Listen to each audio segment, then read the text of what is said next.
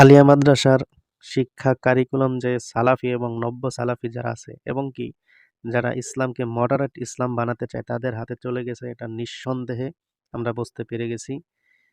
আজকে আপনাদেরকে একটা দেখাবো দাখিল অষ্টম শ্রেণীর বই আমার হাতে দেখতে পাচ্ছেন। এই দাখিল অষ্টম শ্রেণীর আকাইদ ওয়াল ফিক এই কিতাবের একটি, এটা যেটা আপনারা দেখতে পাচ্ছেন এটা হলো একটা পুরাতন বই, পদ্মা পালন। এখানে যেইভাবে পদ্মা পালনের বিষয়টাকে উল্লেখ করা হয়েছিল, কিন্তু মডারেট ইসলাম যারা পালন করতে চায় তারা সম্পূর্ণ পদ্মাকে বিকৃত করে ফেলেছে। তো আমরা আগের পুরাতন বইয়ে কি ছিল আর এখন নতুন বইয়ে কি দেওয়া হয়েছে পদ্মা সম্পর্কে, এটা একটু আপনাদেরকে একটু দেখাই। যে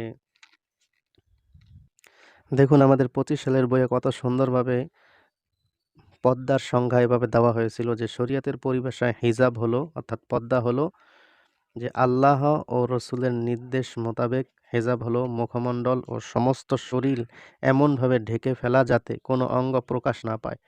একটু খেয়াল করবেন যে হেজাব হলো মুখমণ্ডল অর্থাৎ নারীদের চেহারা ও সমস্ত শরীর এমনভাবে ঢেকে ফেলা যাতে কোনো অঙ্গ প্রকাশ না পাওয়া যায় অর্থাৎ চেহারাও পর্দার অন্তর্ভুক্ত। কিন্তু আফসোসের বিষয় এই মডারেট ইসলামেরা তারা এখন পর্দাটা কিভাবে সংজ্ঞা দিয়েছে আপনারা এখন স্ক্রিনে দেখতে পাচ্ছেন যে তারা উপরে সূরা নূরের ৩১ নম্বর আয়াত এনে তারপরে নিচে লেখছে যে পর্দার সংজ্ঞা হলো নারীদের মুখমণ্ডল ও হাতের পাতা ছাড়া বাকি অংশ ঢেকে রাখতে হবে, অর্থাৎ তাদের কাছে নারীদের চেহারা এবং হাতের কবজি পর্যন্ত, হাতের তালু পর্যন্ত এটা খোলা রাখলে সমস্যা নেই, খোলা রেখে রাস্তায় চলাফেরা করতে পারবে, এটা কোনো সমস্যা নেই, তাদের কাছে এটা পর্দা নয়।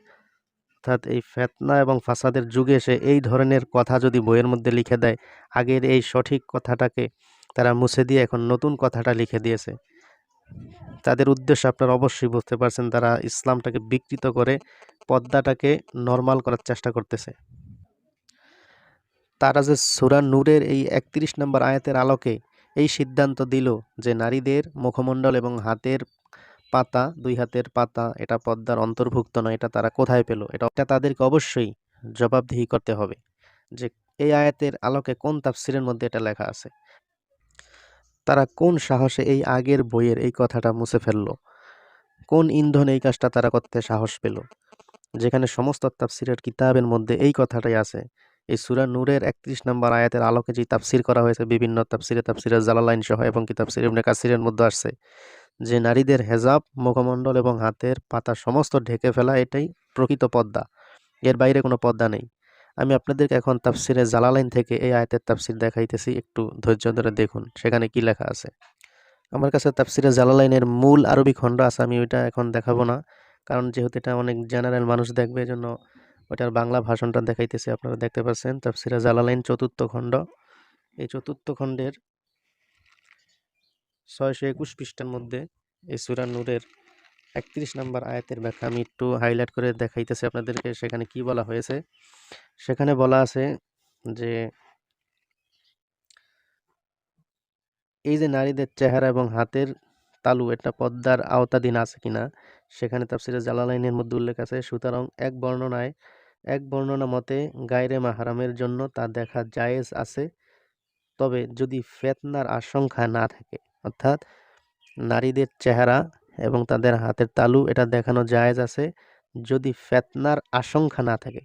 এই কথাটা একটু গুরুত্ব দিয়ে দেখতে হবে, যদি ফিতনার আশঙ্কা না থাকে। এখন আপনারা বলুন বর্তমানে কি ফিতনার আশঙ্কা আছে নাকি নাই? এই বর্তমান ২০২৬ সালে এই যুগে এসে যদি বইয়ের মধ্যে লিখে দেয় যে নারীরা তাদের মুখমণ্ডল দেখাতে পারবে, হাতের কবজি দেখাতে পারবে, মুখমণ্ডল চেহারা বের করে তারা রাস্তায় ঘোরাফেরা করতে পারবে, এটা কিভাবে ইসলামকে তারা রিপ্রেজেন্ট করতেছে আমি জানি না। তারপরে দেখুন অন্য বর্ণনার মতে তা হারাম, অর্থাৎ একটা বর্ণনা তারা দিয়েছে যে এক বর্ণনা মতে নারীদের চেহারা দেখাতে পারবে, তবে শর্ত আছে যদি ফিতনার আশঙ্কা না থাকে। তা আমরা দেখতেছি অবশ্যই ফিতনার, বর্তমান যুগটাই ফিতনার যুগ। আর দ্বিতীয় মত স্পষ্ট করে লেখা আছে যে অন্য বর্ণনার মতে তা হারাম, নারীদের চেহারা খোলা রেখে রাস্তাঘাটে চলাফেরা করা যাবে না, এটা সম্পূর্ণ হারাম, কেননা তাতে ফিতনায় লিপ্ত হওয়ার প্রবল আশঙ্কা রয়েছে। আর পাপের পথ বন্ধ করার জন্য এই মতটিকেই প্রাধান্য দান করা হয়েছে, অর্থাৎ এই যে হারাম, নারীদের চেহারা দেখানো যে হারাম, এই মতের পক্ষেই রায় দেওয়া হয়েছে, এই মতটিকেই এখানে প্রাধান্য দান করা হয়েছে। তো সবকিছু বিবেচনা করেই আমাদের আগের বই অর্থাৎ ২০২৫ সালের আগের বইগুলোতে এইভাবে পর্দার ব্যাপারে কথা বলা হয়েছিল যে মুখমণ্ডল ও সমস্ত শরীর এমনভাবে ঢেকে ফেলা যাতে কোনো অঙ্গ প্রকাশ না হয়। এটাই পর্দার আসল সংজ্ঞা, প্রকৃত সংজ্ঞা। এই মতেই আমাদের চলতে হবে। কিন্তু ইসলামকে বিকৃত করার জন্য, পর্দাকে নরমাল করার জন্য তারা নতুন বইয়ের মধ্যে কি লিখে রেখেছে দেখুন।